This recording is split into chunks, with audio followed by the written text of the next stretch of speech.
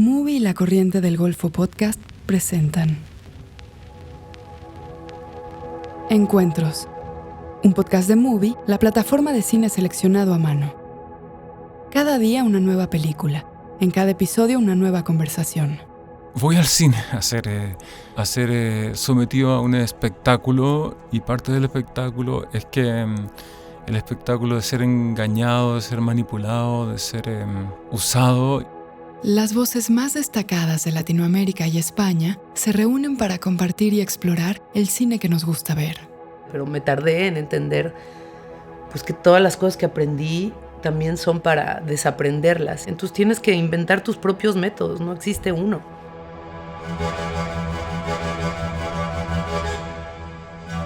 En este episodio se habla de la teatralidad como una posibilidad expresiva poco explorada en el cine latinoamericano.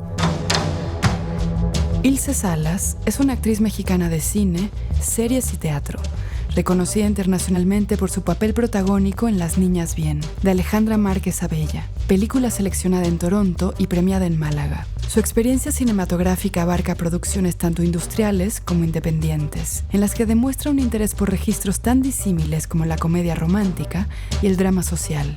Ganadora de un Ariel y nominada en 2 ocasiones a los premios Platino, Salas ha trabajado con importantes directores de Latinoamérica como Abner Benaim, Lucía Puenzo y Alonso Ruiz Palacios. Por otra parte, Guillermo Calderón es un dramaturgo chileno con un profundo compromiso político y guionista de algunas de las más importantes películas de su país en la última década, como Emma, El Club y Neruda, todas dirigidas por Pablo Larraín y estrenadas en Venecia, Berlín y la quincena de realizadores de Cannes.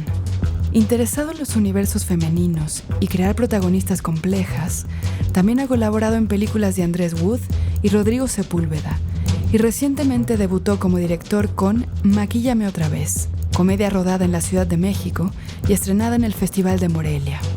Tras colaborar en ese largometraje, Ilse y Guillermo se reúnen para hablar de un interés común, el goce de la estridencia.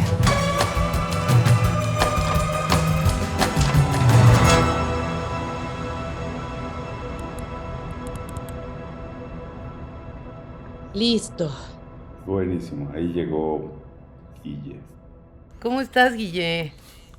Bien, bien, recuperándome de la locura del trabajo, como siempre. ¿Y tú en Londres? Yo estoy en Londres, pero tú estás en Chile. Sí, ¿verdad? Porque te ibas a venir a Alemania, según lo último que supe.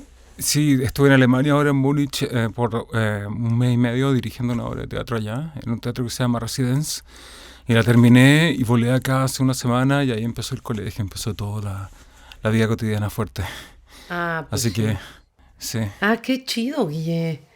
Sí. Una de las cosas que a mí más me emociona de esta conversación es que siempre, o sea, eres como tan teatrero y me tocó a mí la suerte de estar en tu ópera prima, pero, o sea, sí siento que son como 2 planetas aparte y en el que coincidimos, pero pues nunca tuvimos oportunidad de hablar largo y tendido del asunto, ¿no? O sea, como la diferencia del teatro en el cine o el teatro dentro del cine, y me da mucha curiosidad cómo fue tu shock después de básicamente habitar el teatro, de repente llegar a un set.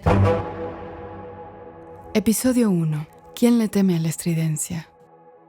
Es durísimo porque uno cree que es parecido, pero no es tan parecido. Pero yo he hecho clases de dirección, he hecho clases de actuación, tengo esta relación especial con actrices, con actores, he dirigido teatro, he trabajado en otros idiomas y en otros países. Entonces sentía que tenía algunas como ideas de cómo enfrentarme a este lugar totalmente distinto. Pero honestamente siempre me había interesado en directores y en películas que hubieran hecho el paso de cine a teatro. Entonces siempre pensé que era posible.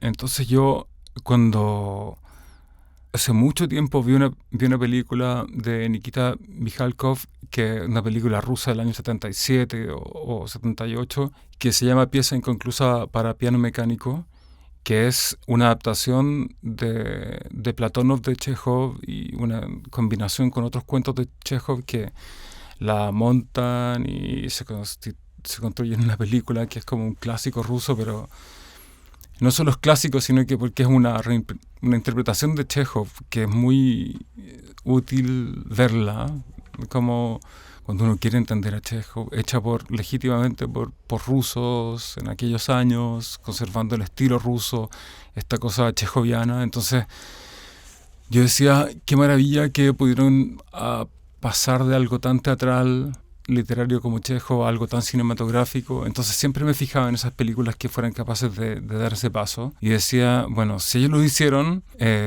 yo puedo hacerlo. Principalmente basado como en una especie como de trabajo de actuación y todo eso. Así que yo creo que si se hizo antes, ¿por qué no se va a poder seguir haciendo en el futuro? Entonces eso como que me dio el ánimo. Claro que entrar al set era como... aterrador. Es aterrador, sí. Una de las cosas que me aterró más fue el tiempo. El tiempo. Sí, eso es muy, muy, muy fuerte. No hay tiempo. Es que eso, o sea, el factor tiempo también cambia toda la dinámica de cómo abordamos... Bueno, tú eres actor también y lo sabes, pero cómo abordas un personaje. Es decir, en el teatro tienes mucho más tiempo y posibilidad con ello de probar un montón de cosas. Sí. Y en un set, no. O sea, pareciera que tuvieras que tener... O sea, esto que llaman muchos directores el factor sorpresa y que lo pelean mucho... como, bueno, Pablo Larraín, ¿no? Lo ha dicho, como que él no quiere perder la sorpresa. Bueno, muchísimos lo han dicho, pero que no le gusta ensayar. Y así hay un montón de directores y directoras, porque se pierde el factor sorpresa, pero también se pierde la posibilidad de explorar un montón de posibilidades. Pero tú, ¿cómo te formaste tú en actuación? ¿Te formaste en cine, en teatro? ¿Cómo fue? Yo me formé en teatro, estudié en una escuela como de una de las vacas sagradas del teatro en México, que no era mexicano, era un polaco. Ajá. Se llamaba Ludwig Margules y fui la última generación egresada de su escuela, que se llamaba el Foro Teatro Contemporáneo. Y estudié la carrera, fueron 4 años y según yo me iba a dedicar al teatro y quería ser más bien cirquera. Me encantaba el teatro físico y el circo y que siento que es como un lugar común cuando eres jovencito, ¿no? Como que te gusta mucho la calle y el cuerpo, en fin.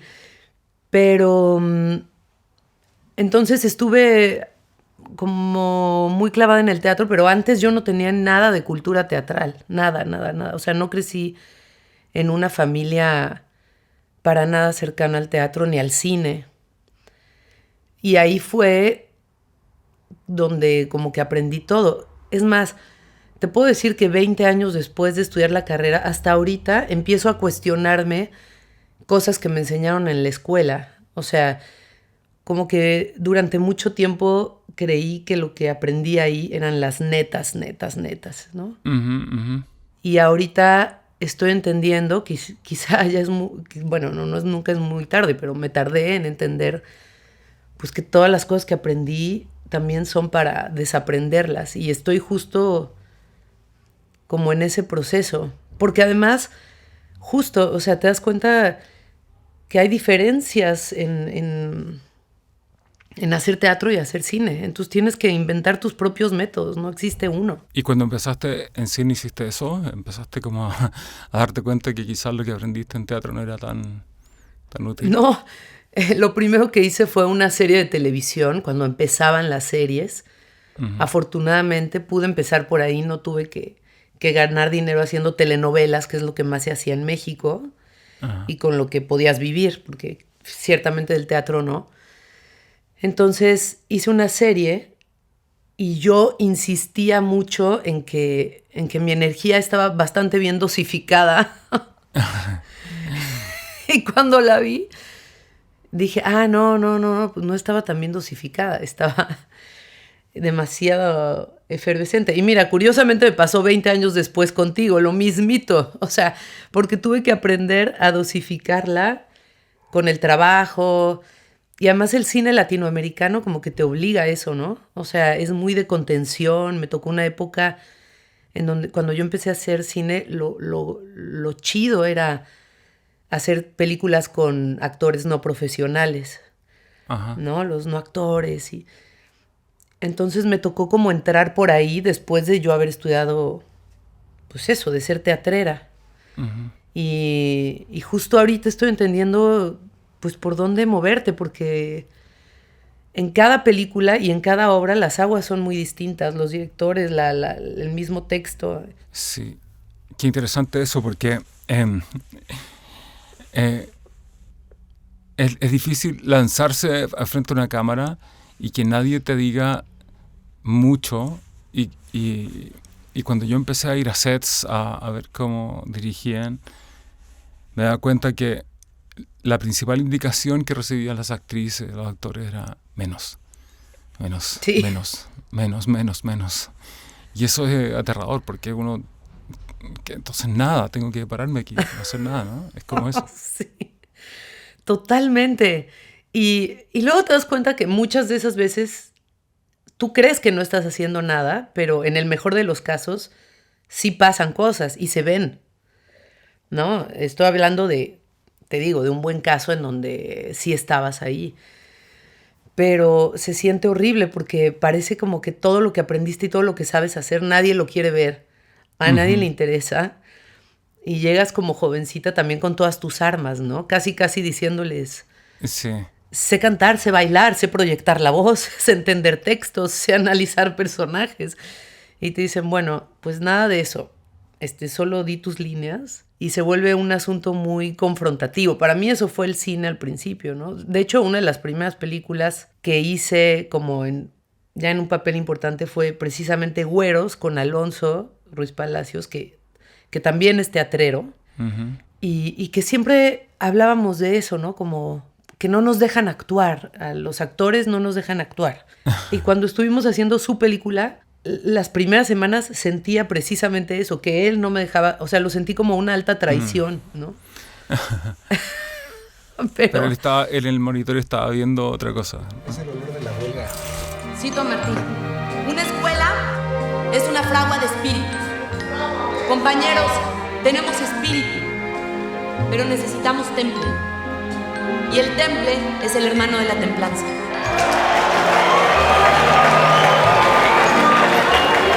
La propuesta del Colegio de Ciencias Políticas de trabajar en la mayoría de televisoras, lejos de generarle empatía que necesitamos, solamente nos va a hacer lograr más enemigos en sí. El Colegio de Estudios Latinoamericanos proponemos que en vez caminemos en silencio a las dos televisoras. Necesitamos juntar cabezas. ¿Esa es la de la radio? Acabamos de escuchar un fragmento de Güeros, de Alonso Ruiz Palacios. A mí me encanta, a mí me gusta el exceso, me gusta el melodrama y me gusta el arte de como, por decirlo así, pretenciosamente, el arte de la actuación excesivo y grande, porque a veces siento que no se llega a ciertos niveles de actuación o de dramatismo por crear un cine puro, un cine de imágenes y de emociones en donde la actuación es una pieza más y también a veces hay pudor porque el exceso está asociado con cine de género, con cine qué sé yo, más simple, no sé, más popular.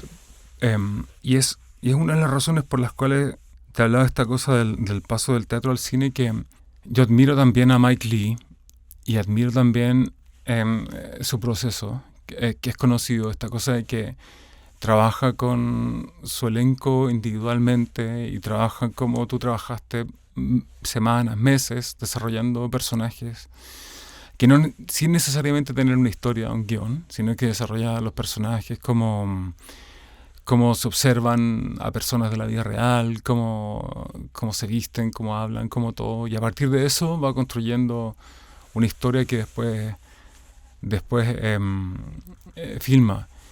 Y eso... Sí. Sí, ¿no? Ujú.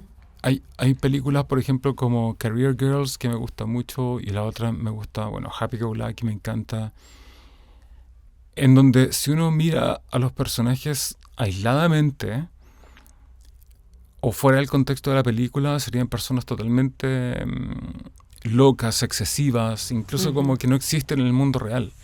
Ujú. Pero como él logra dirigirla y ponerla en la historia, se convierte en algo totalmente aceptable, real, aunque sea excesivo. Entonces digo, no sé, otro ejemplo de cómo pasar del teatro al cine y cómo el cine también puede tolerar el exceso si se hace bien, ¿no? Sí, totalmente. Mike Lee es el ejemplo perfecto como para hablar de la teatralidad en el cine, si es que se puede entender así. Y es un gusto que compartimos y ya lo habíamos comentado. Y a mí lo que me parece muy particular es que antes era más claro esa convivencia de la teatralidad en el cine. O sea, de hecho, el estilo como de actuación de los 50s o no sé, hablando de más como Fellini, ¿no? Fellini también es algo súper teatral. Sí. Y estaba pensando como hay películas, sobre todo las primeras que hizo Mike Lee en la BBC, que es muy difícil de verlas, pero yo alguna vez vi, por ejemplo, Abigail's Party, Sí. que es justo una obra de teatro filmada, tal cual. Exacto, sí. Y tiene todas estas otras en donde ensaya con los actores, pero 6 meses. Entonces, de tal manera que esas estridencias, por decirlo de alguna forma, están súper metidas en cada uno de sus actrices, de sus actores, y eso es una convención, pues. O sea, como que siento que muchos directores, y ahí sí digo directores hombres, porque son los que me vienen a la mente, que han rechazado mucho el teatro, o rechazan a quienes venimos del teatro, por miedo a que seamos estridentes, ¿no? Y no entienden que, como dices tú, si la convención es esa, tiene todo el sentido del mundo. En el cine como que las convenciones son con sonido, ¿no? Pues creo que sobre todo con sonido, pero actoralmente también puedes crear convenciones y son muy divertidas y muy especiales de ver y ciertamente, según yo, sí se alejan mucho del cine latinoamericano que hemos consumido, o al menos en pues sí, en nuestra época nos tocó mucho de eso, ¿no? Como casi un cine documental, más bien. Sí. No sé, pero a mí también me gusta mucho la locura en el cine y me gustan mis actores y mis actrices favoritas son quienes se han atrevido a tocar esas notas y que muchas veces incluso puedes ver tú como espectador que se equivocan, por decirlo de alguna manera. O sea, puedes decir, esto fue too much, pero hay algo interesante en eso también. Sí. Y yo siempre me pregunto acerca de eso porque como México tuvo época de oro del cine en que tenía su propio Hollywood, después, claro, tienen que salir de eso y reinventarse y como expresar otra complejidad que es mucho más diversa de México. Pero es extraño porque en países como Chile, por ejemplo, las películas rara vez se han hecho para grandes mercados nacionales, porque son países muy pequeños en América Latina, no como México, que es como el gran monstruo junto con Brasil. Pero en Chile hay mucho de hacer películas para que sean apreciadas internacionalmente. O sea, quizás no se hacen mucho para que sean vistas por millones de personas, sino que para que sean apreciadas como un objeto cultural en todo el mundo. Y eso presenta a un país y muchas veces internacionalmente hay una expectativa de cómo son los países, cómo el cine expresa un carácter nacional y no sé, a veces se piensa que por por Bollywood en Bombay, en la India, la gente es de tal forma, o en México la gente es de tal forma, y creo que por lo menos en el cine chileno ha habido un interés por redefinirse desde la sobriedad, desde somos sobrios, somos tristes, somos políticos, somos existenciales, somos depresivos, y no estamos para grandes excesos, sino que estamos para silencios, mundos Sí, internos, poca expresión de las emociones, y eso es maravilloso. O sea, yo pienso que expresa algo que debe ser expresado y dicho, pero también se agota. Sí, No somos solo eso. no solo es eso. También creo que viene de una necesidad de que te separen, en el caso de México, que te separen de la televisión, por ejemplo, ¿no? Ah, sí. Como tenemos esta cultura de las telenovelas y quienes hacemos cine un poco más sofisticado, según nosotros, quisiéramos que no nos relacionen para nada con la televisión mexicana. Entonces, y no solo actores y actrices, sino como todo el crew involucrado, quieres alejarte de ahí. Por un lado, por otro lado también, por supuesto que se reflejan grandes problemas que tenemos, ¿no? Y tenemos cine increíble en nuestros países que es así, que es sobrio y que es minimalista y que es, ¿no? O que son actores naturales y que son verdaderas joyas, pero como dices tú, no solamente. O sea, creo que también falta que abracemos un poco más otras maneras de contar historias. O sea, por ejemplo, falta que haya más comedia en los festivales de cine, que yo siempre he dicho, ¿por qué todo tiene este peso de solemnidad tan tremendo? Cuando veo algo que medio me hace reír, que es muy bueno y que puede ser igual de profundo, porque volviendo a Mike Leigh, el cine de Mike Leigh es hiperpolítico.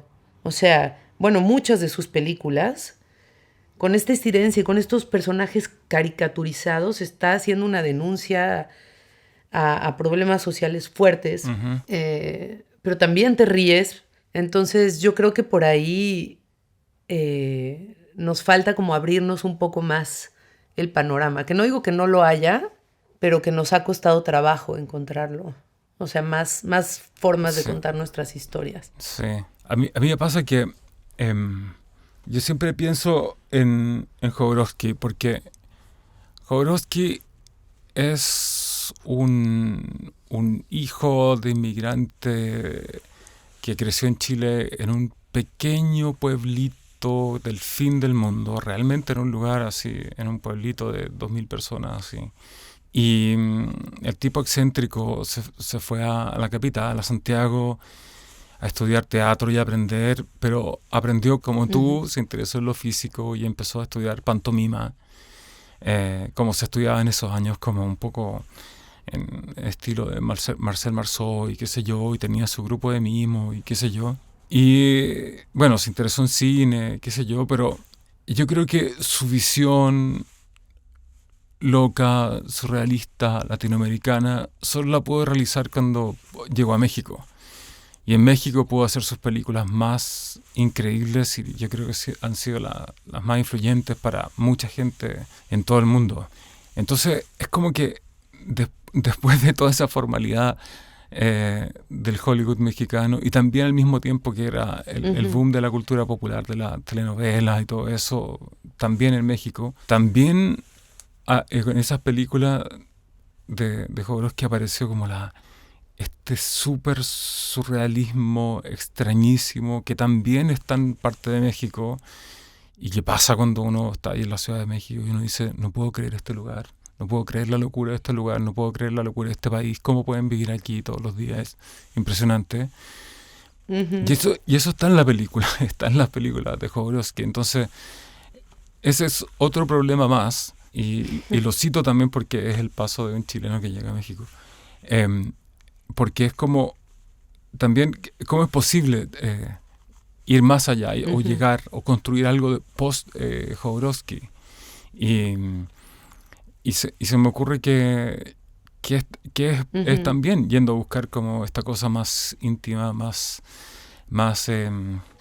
privada, más dura quizás, de la vida privada mexicana, que es como, siento que es mucho del cine más serio, más de arte que se hace ahora en México, ¿no? Intermedio. Movie, la plataforma de cine en línea que presenta una selección con curaduría. Películas increíbles, interesantes y hermosas de todo el mundo. Obras maestras del cine, retrospectivas de directores, programas especiales, estrenos exclusivos y selecciones de los principales festivales de cine del mundo. Siempre hay algo nuevo por descubrir. Para ver lo mejor del cine en streaming, visita movie.com/encuentros y prueba Movie gratis durante 30 días. Esto es mubi.com/encuentros para obtener 30 días del mejor cine gratis. En este espacio, Ilse Salas y Guillermo Calderón hablan de algunas de sus películas favoritas. Vas, Guille, tus películas. Películas...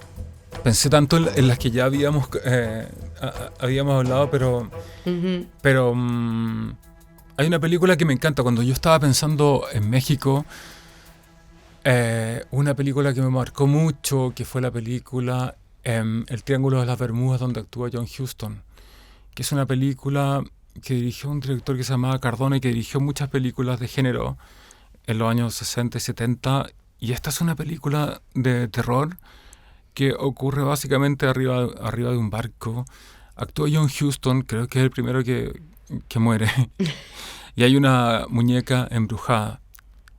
Amé esa película porque la vi, creo que a los pocos años de que había salido. Es una película absolutamente de género, con fuerza, con surrealismo melodramático, con actuaciones fuertes, excesivas, con fantasía, con un barco que básicamente está sobre una piscina, no está en el mar, pero no importa porque hay neblina y hay colores y está John Huston. Es una de las películas más extrañas que he visto en mi vida, pero para mí eso durante mucho tiempo fue México, más que las telenovelas. Es una desinhibición absoluta, una locura, una admiración por el horror, por la muerte y por toda la complejidad. Esa es una de mis grandes películas marcadoras de la infancia y que hasta ahora cuando puedo la veo. No sé si pueda yo decir una película, tengo como directores y directoras en la cabeza, pero bueno, si hablamos de las que me marcaron o sea, muy al principio, Tarde de Perros, de Sidney Lumet. O sea, es la primera vez que yo vi una película en donde los actores me hicieron temblar, literalmente. O sea, me sudaban las manos. De entrada, el guión me parece genial. O sea, este hombre queriendo asaltar un banco para cambiarle, para la operación de cambio de sexo a su amante. O sea, me parecía tan fantástico. Yo la vi cuando tenía como 15 años. Y pues no era el cine que veíamos. O sea, yo lo vi en la tele a la 1 de la tarde. No podía creer lo que estaba viendo y no podía creer lo que estaba sintiendo, porque la emoción de esta dupla de actores me rebasó. Y bueno, y diría, ahorita dices tú también, como más actualmente, estoy enloquecida con... Me encanta... Bueno, hablando de cine latinoamericano, sí soy muy fan de Lucrecia Martel, que a lo mejor es un lugar común total, pero no me importa. Me encanta lo que hace y estas decisiones, hablando de cosas raras en el cine, o sea, pensando en Sama, por ejemplo, como el vestuario, ¿no? De repente ves estos como una suerte de soldados negros, pero en calzones, pero con... O sea, tiene una serie de decisiones que no sé si llamarlas teatrales, pero muy osadas, y tiene una capacidad de crear una convención en cine muy inteligente, muy brillante y muy, no sé, avasalladora. Son películas que veo y que pasan los años y sigo pensando en ellas. Me encanta también Nuri Bilge Ceylan, que es este director turco, y acabo de ver recientemente una película que se llama El Peral Silvestre, se llama en español. Ujú. Y también traigo como una fascinación. Me encanta el cine como turco, iraní, como de esos rumbos que yo siento tan cercanos, como, no sé, en alguna cosa con México, no sé. Sí, cuando hablaste de Lucrecia Martel me acordé de La historia oficial, que es una película acerca también de la dictadura y adopción y todo eso, una película clásica de la actuación clásica de Norma Leandro, que le dieron el Oscar a la película extranjera. Un super drama argentino, un gran ejemplo de cómo un drama político puede ser bajado a la vida de la familia y hacer un drama familiar desgarrador y maravillosamente actuado. Eso creo que eh, no es la misma genealogía de Lucrecia Martel, y quizás Lucrecia Martel incluso quizás está reaccionando en contra de esa tradición del cine argentino, pero qué influyente y qué importante es Lucrecia Martel, ¿no? Sí, importantísimo. Quizás la única crítica que se le puede hacer es que no haga más películas. Sí. Hay que hacer más, por favor, más. Sí, pero bueno, eso mismo la hace hacer las que hace, es muy loco. Sí. Pero tiene una voz muy particular y sabes perfecto cuando... Bueno, hizo el documental en la pandemia, un documentalito chiquito que justo vi en Movie, pero sus ficciones son muy poderosas y muy especiales, pero la verdad es que no puedo decir, depende de la época, ¿no? O sea, quizá hablé de Lucrecia no solo porque me fascinan todas sus películas, sino porque Sama no la vi hace tanto y me avasalló como esa inteligencia, no sé. O sea, como que vi cine puro, cine y muy emocionante. Pero podríamos hablar horas de distintas películas, yo creo, y Sí. bien distintas entre ellas. Porque algo que tenemos en común tú y yo es que nos gustan las loqueras y también los dramas más convencionales quizá para otras personas, pero pues sí, así es. Segunda parte. A mí me hace preguntarme un montón de cosas el hecho que me gusten tanto como este cine que también es, vuelvo a lo mismo, como teatral o tiene algo de teatral. Y también me fascina como, y aquí lo han citado mucho, porque en las conversaciones que yo he oído de este podcast, siempre acaban hablando de Kiarostami, por ejemplo, ¿no? Y yo pensaba cómo es un cine tan íntimo, con un montón de actores naturales o actores no profesionales, y que me vuela la cabeza y me fascina. Y luego pensé en una anécdota que la voy a contar porque es buenísima, y no me la podía creer, porque, bueno, yo era fan de Kiarostami y me tocó, por una de esas suertes de la vida, en el Festival de Morelia, cenar con Juliette Binoche.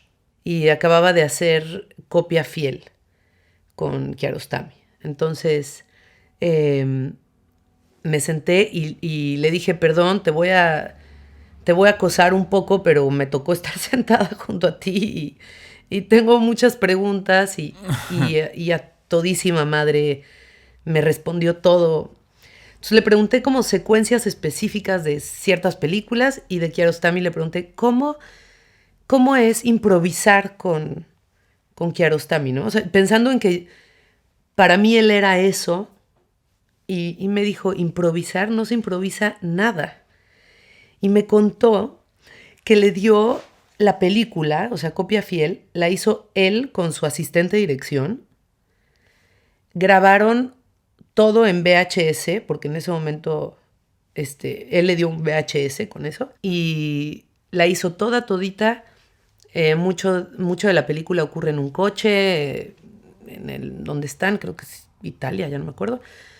Y y le dijo, apréndetela con puntos y comas, y estos son tus movimientos. y cuando llegues al set, pues ya quiero que tengas todo aprendido. Esto es lo que tienes que hacer. Entonces está el asistente leyendo las líneas de Juliette Binoche y ella viendo el VHS una y otra vez hasta que se lo aprende, y así filmó. Entonces, una vez más, regreso a esta cosa, ¿cómo se logra transmitir ese nivel de naturalidad? O sea, que parece que no hay nada dicho, nada escrito, nada puesto. O sea, cómo se apropian los actores de tal manera del texto y del personaje que pareciera que están improvisando, porque eso es lo que yo pensé. Y me impresionó mucho esa historia porque no sabemos cómo llegan los creadores. O sea, nosotros vemos la obra y no sabemos cómo llegaron hasta ahí. Muchas veces nos imaginamos cualquier cosa. Pero este caso concretamente, a pesar de que la película es súper íntima y sutil, tiene un alto grado de teatralidad de fondo, porque te están haciendo memorizarte un texto, Sí. como ocurre en el teatro, con sus trazos. Lo cual es rarísimo, es una combinación rarísima y me sorprendió mucho. No sé si así siempre haya trabajado, pero aquí sin duda es muy loco, ¿no? Es loquísimo y es... ¿Ella estaba feliz? ¿Le había gustado la Pues experiencia o me no? dijo que sí, o sea que lo que yo recuerdo es que, bueno, ella tiene que haber un factor importantísimo, que es confiar en tu director, directora, confiar muchísimo, ¿no? En su visión, en que sabe lo que está haciendo, y si no sabe lo que está haciendo, sabe por lo menos hacernos caminar en conjunto, no sé. Pero lo que me dijo es que le encantó el resultado y le gustó el proceso. También tengo la impresión de que es una actriz, solo la conocí esa noche, pero como muy humilde en ese sentido, ¿no? O sea, muy abierta a distintos modos de trabajar, lo cual me parece que es una virtud gigante en cualquier oficio, pero en la actuación mucho más, porque me ha tocado pues ver lo contrario, ¿no? Como así yo no trabajo, a mí no me gusta ensayar, a mí no me gusta tal, y como que se van bloqueando diferentes maneras de llegar, y ella aparentemente Sí. no lo sufrió. Ah, qué, qué horror. O sea, me gusta escucharlo, pero a mí me gusta que se vea el artificio.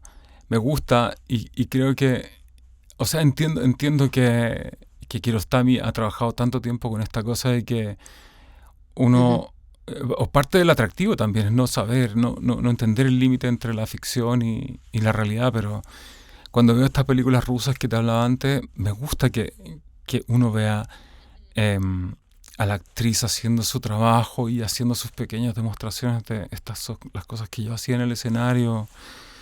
O si yo te voy a ver a ti en otra película, quiero ver qué hace ahora Ilse Salas, cómo lo hizo. Que me gusta el artificio, me gusta ver como el arte de la actuación, por decirlo así, demostrado. No me gusta esconderlo porque voy al cine a ser sometido a un espectáculo, y parte del espectáculo es que el espectáculo de ser engañado, de ser manipulado, de ser usado, y me gusta cuando se ve esa técnica.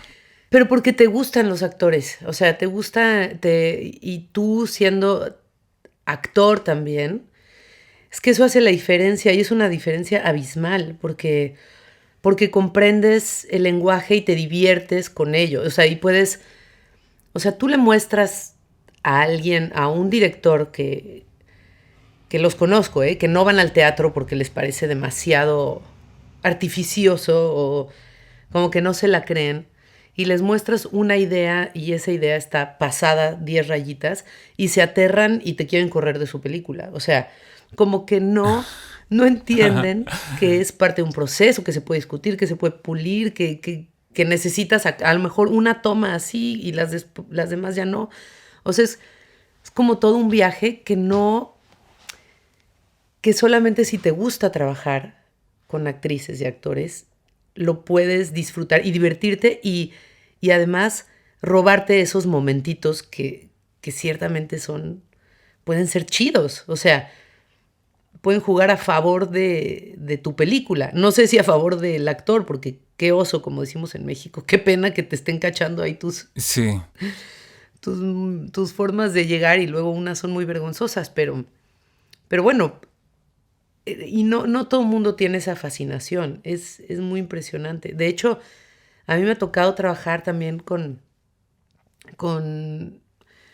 directoras que no...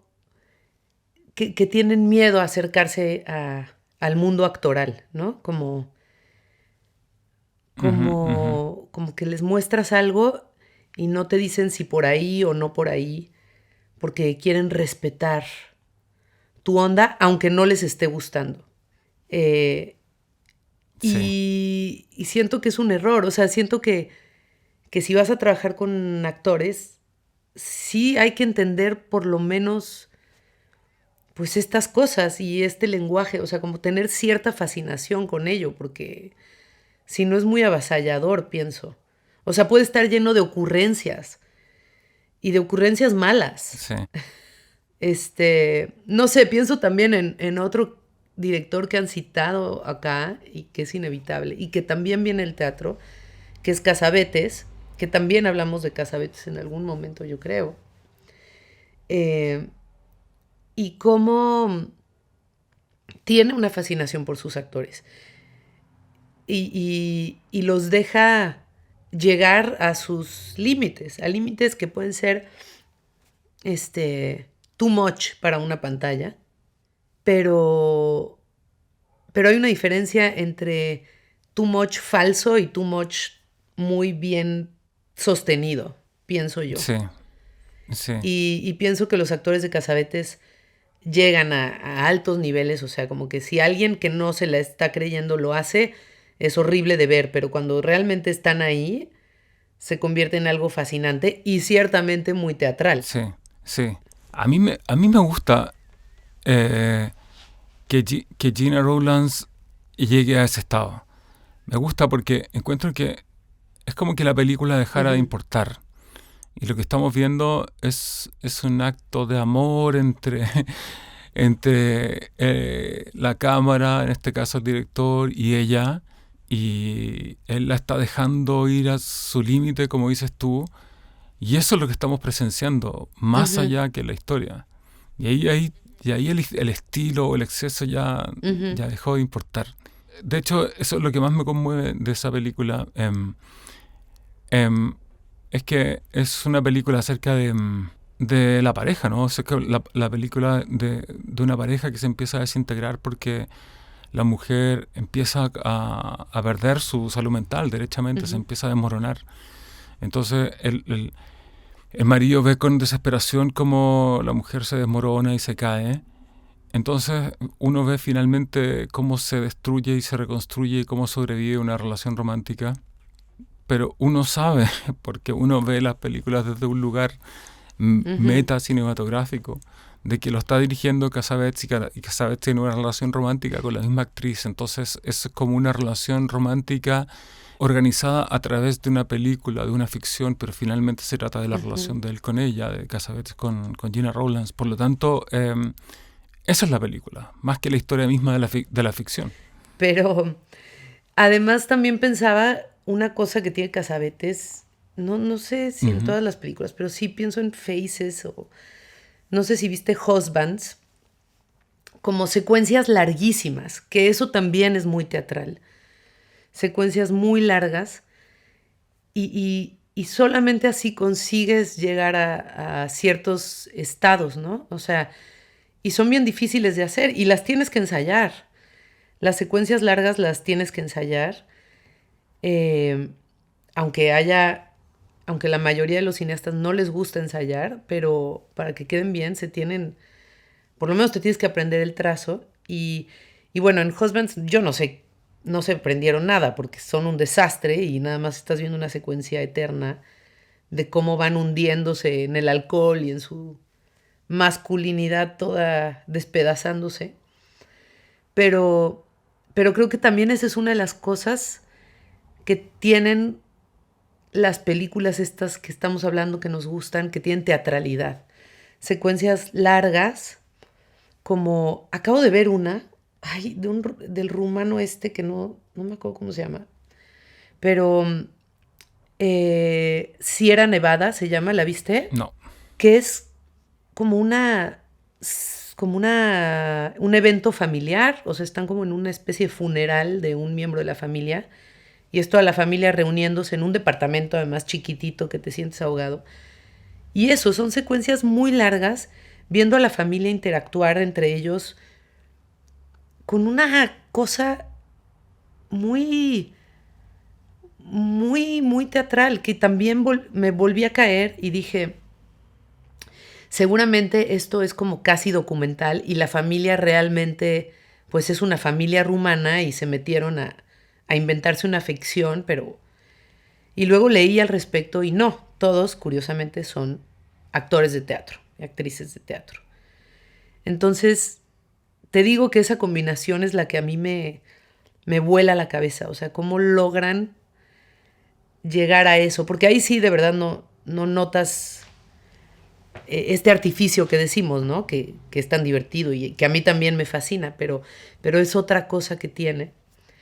Y tienen también algo en común estos directores que repiten actores y actrices.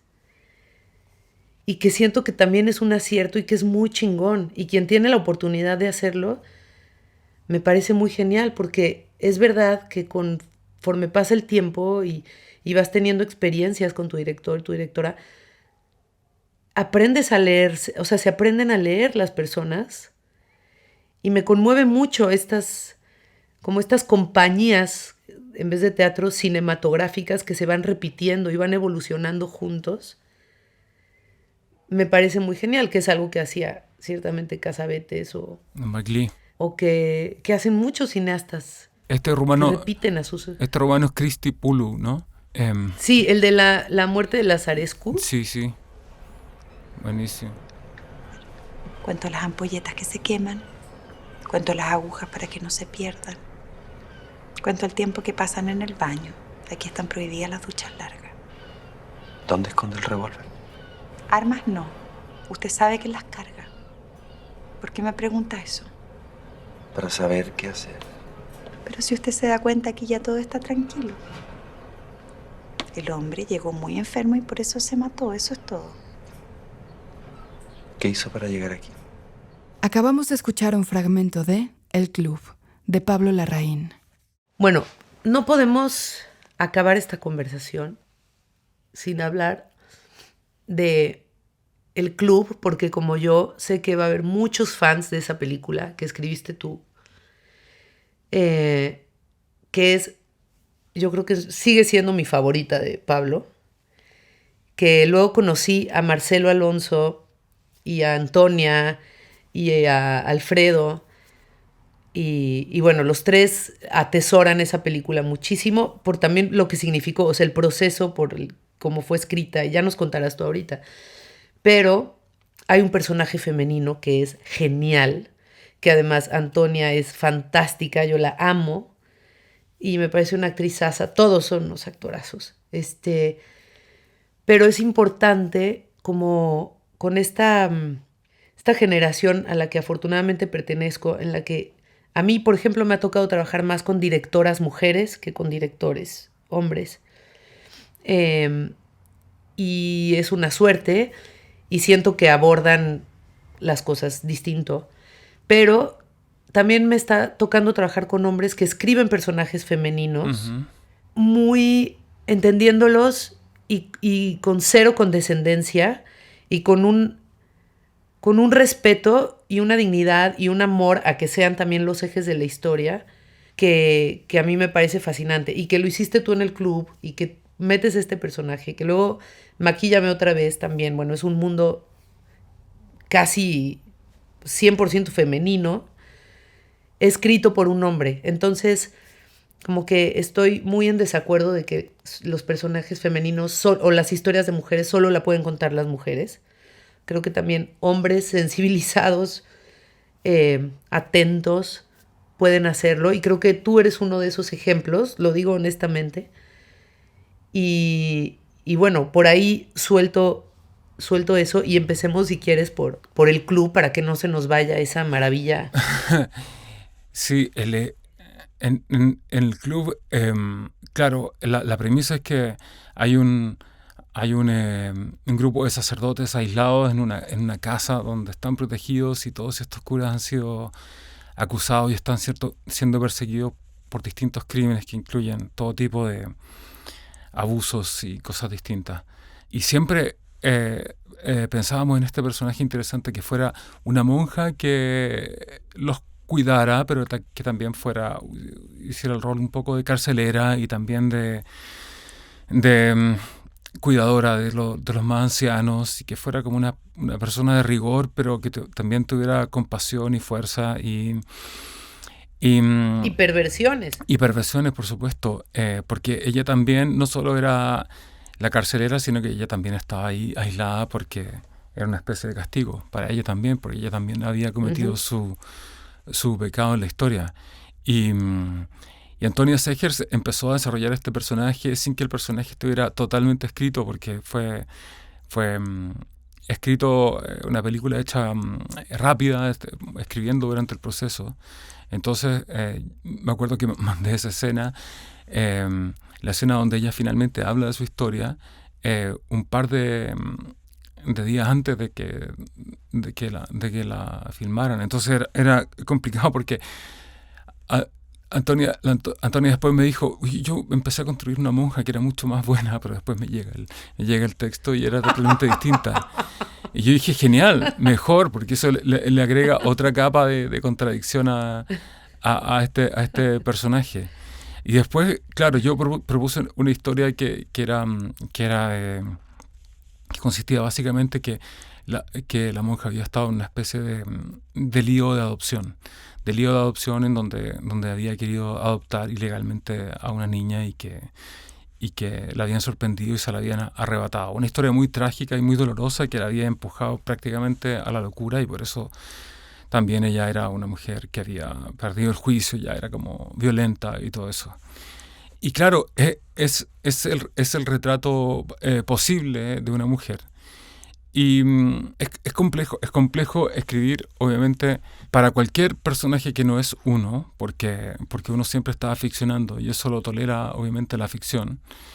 Pero en el caso de escribir para mujeres, yo creo que existe una conciencia cada vez más de todo el mundo de mirar los créditos. Y mirar los créditos y ver si esto lo escribió una mujer o un hombre cuando se trata de personajes femeninos, ¿no? Porque es tan fuerte la tradición de que los personajes femeninos están o ridiculizados o violentados o sexualizados. Cosificados. Exactamente. Es tan fuerte eso que ahora ha sido totalmente natural que en los últimos 20 años el cine, o antes incluso el cine, haya hecho un esfuerzo enorme, principalmente liderado por escritoras y directoras mujeres, para romper ese canon, para romper esa tradición.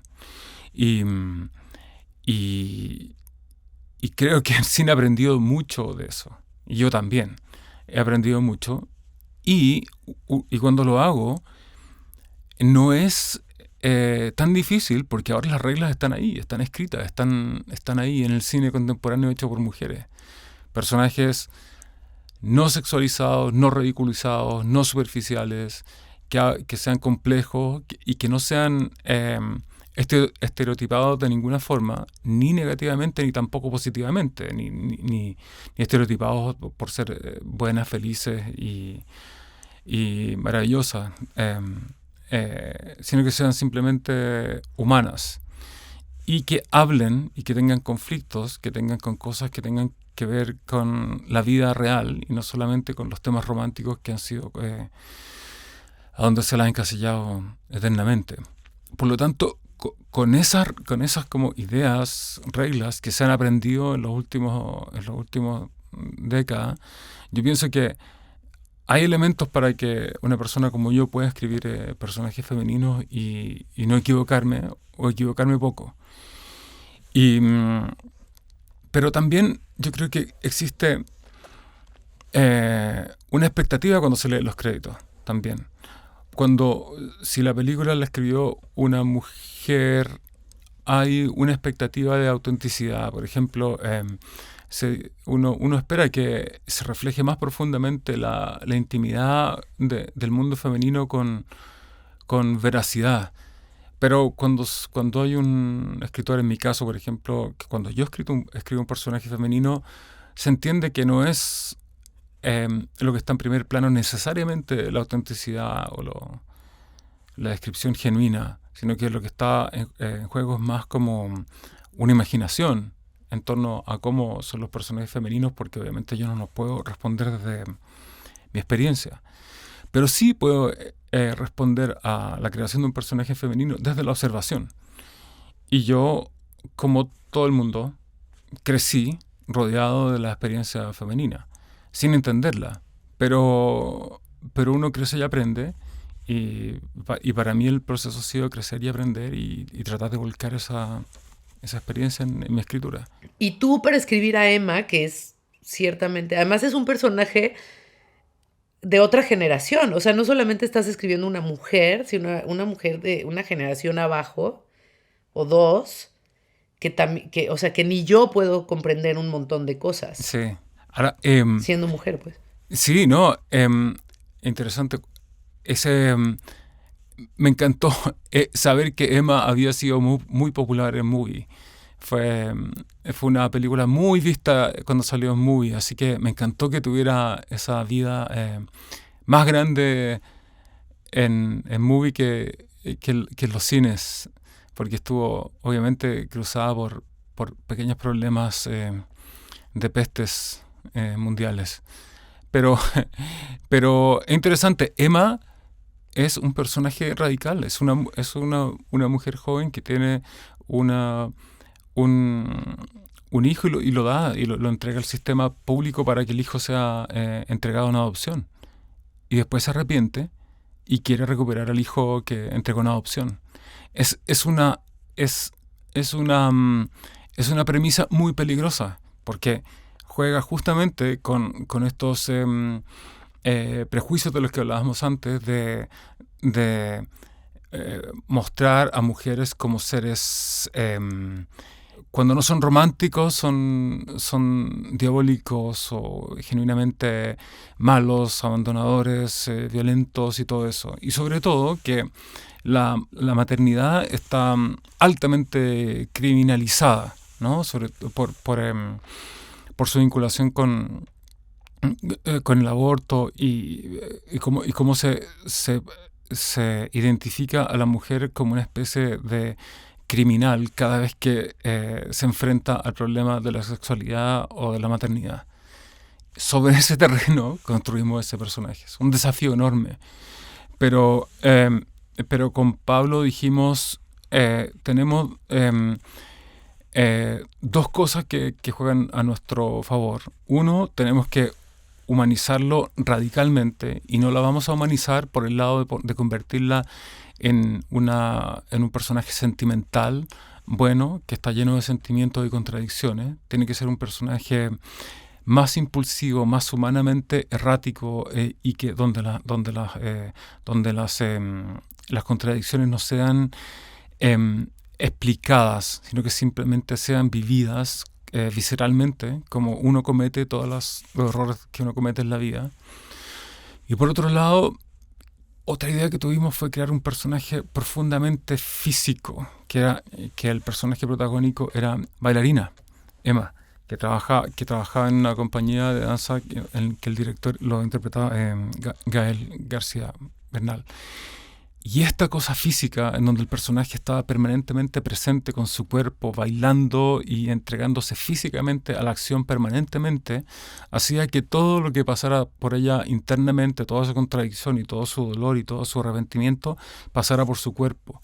Y eso hacía que el personaje permanentemente se humanizara desde el cuerpo, y que fuera incuestionable que fuera una historia personal, genuina, del personaje y también de la actriz, y eso le diera como cierta autenticidad que nos permitía correr este riesgo. Sí, es verdad. Y ahí, bueno, también hay la fuerza de los actores y la visión de Pablo. Bueno, a mí Emma es una película que hay cosas con las que no conectaba, pero con las que sí me pareció sobre todo valiente tu trabajo. Es lo que te digo, así como que qué valor y qué decisión de escribir este personaje. Y eso, que además es de otra generación en donde sí. O sea, es súper complicado. Y también decisiones que tuvo Pablo ahí. O sea, de repente meter estos números musicales así, ¿no? Como tan... Sí. Me gusta. A eso me refiero con esas decisiones contundentes que pueden gustarte o no gustarte, pero son muy valiosas. ¿Me explico? Sí.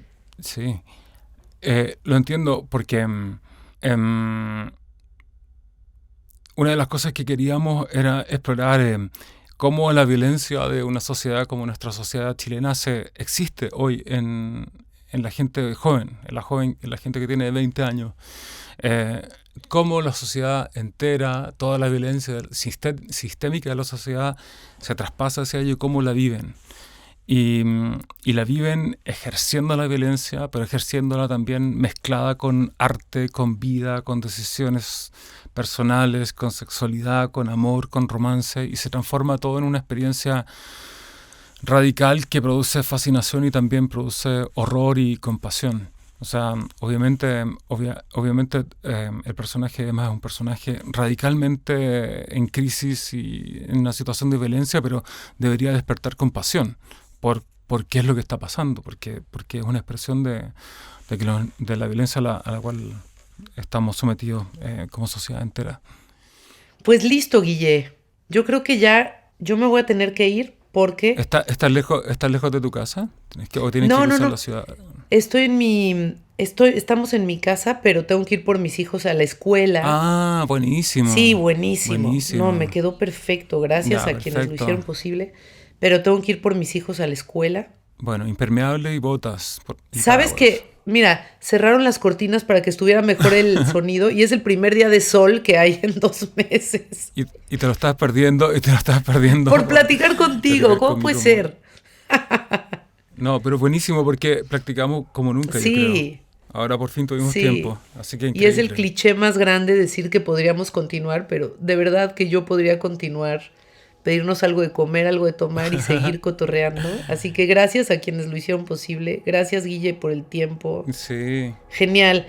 Y genial trabajar contigo. Espero que se repita y que nos encontremos. Espero sí. Mucho. Por supuesto. Yo también. Y un abrazo grande a ti. Muy gracias a Movie también. Encuentros. Un podcast de Movie, la plataforma de cine seleccionado a mano. Cada día una nueva película. En cada episodio una nueva conversación. Escucha otros episodios de nuestra 4ª temporada de Encuentros, The Movie Podcast, con Marina de Tavira, Julieta Silverberg, Peter Lanzani, Sebastián Silva, Mónica Ojeda, Catalina Saavedra, Rodrigo Sepúlveda, Mariana Di Girolamo, Michelle Garza Cervera y Celina Murga. Esto fue Encuentros, The Movie Podcast, con la participación de Ilse Salas y Guillermo Calderón. Idea, F.K. Karel, Sandra Gómez, John Barrenechea y Ricardo Giraldo. Producción, Ricardo Giraldo y Fernando Peña. Productores ejecutivos, F.K. Karel, Sandra Gómez, John Barrenechea, Diego Luna y Gael García Bernal. Investigación, guión y transcripciones, Andrés Suárez. Apoyo en guión y transcripciones, Fernando Peña. Edición y música original, Andrés Solís. Supervisión de edición, Javier Umpierres. Coordinación de invitados, Mónica Pérez. Marketing y comunicación, Sofía Chacón y Fabiola Quintero. Voz, Elvira Liceaga. Grabación de Ilse Salas en Inglaterra, David Harper. Grabación de Guillermo Calderón en Chile, Dante Vázquez en Filmosonido. La Corriente del Golfo Podcast y Movie, todos los derechos reservados 2023.